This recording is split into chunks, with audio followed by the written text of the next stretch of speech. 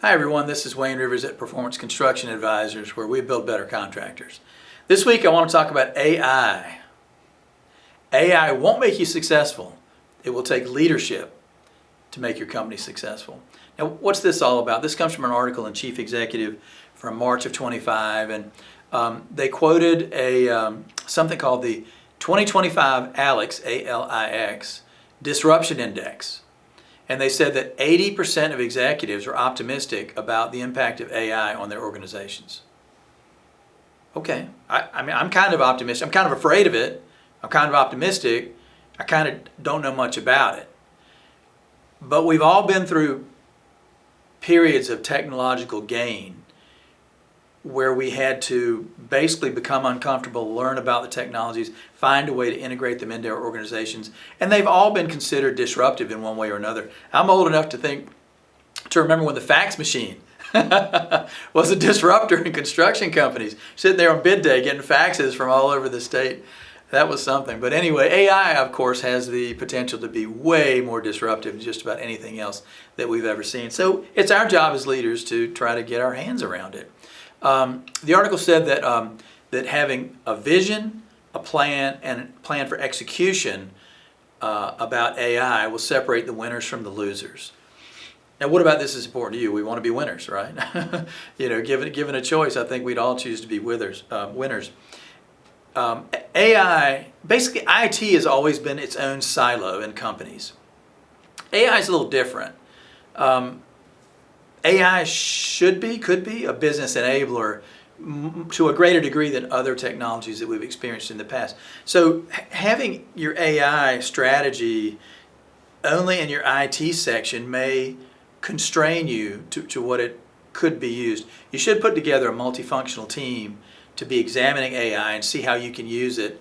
Can you use it to help vet trade partners or something like that? Equipment choices, equipment alternatives, all those kinds of things. So the question is, who owns the AI strategy? And when you think about the strategy, there's got to be a budget. There's got to be a team to help evaluate and choose AI providers, if you will. And there's got to be some training around AI. You can't just dump it on your crowd and say, hey employees, this is AI, use it. It's not quite that simple. So 3 steps to effective implementation of AI. Prioritize your culture and your leadership first, not technology. And you've got to expect pushback. New technologies, especially ones for potential disruption, always get pushback from employees. So you've got to expect that, and you've got to find a way to work through it. The second thing is establish guardrails. 35% of the executives in this survey that I referred to earlier worry that AI is going to reduce employee problem-solving capabilities. They'll become too reliant on the technology, and their brains will stop functioning. I can see that. AI is meant to enhance, not to replace strategic thinking in your organization. And the third thing is assess the AI tolerance among your employees.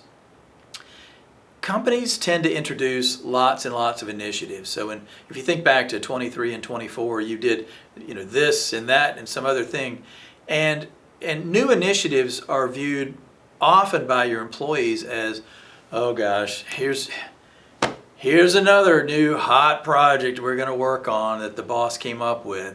There is an element of employee fatigue associated with introducing new technologies or new ideas or new concepts or new management or whatever it happens to be.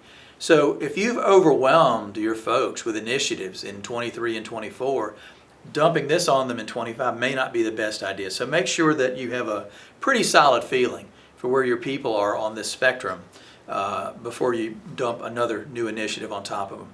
What's the worst case scenario with AI? And I'm not talking about the Terminator movies and all that. What's the worst case scenario?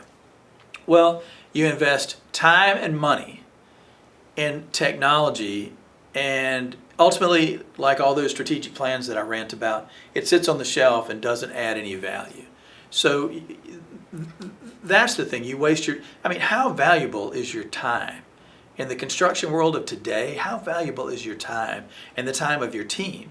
And to have them focus that time, effort, money on an initiative and then not utilize it fully, that's a terrible, tragic waste Okay, so AI success is not going to be dependent on the latest technology, whether it's Chat GPT or Grok, or that matters a lot less than how you lead your organization through the challenges that AI represents. It's all about leadership and less about technology. Let me know what you think. Send me an email. This is Wayne Rivers at Performance Construction Advisors, where we build better contractors.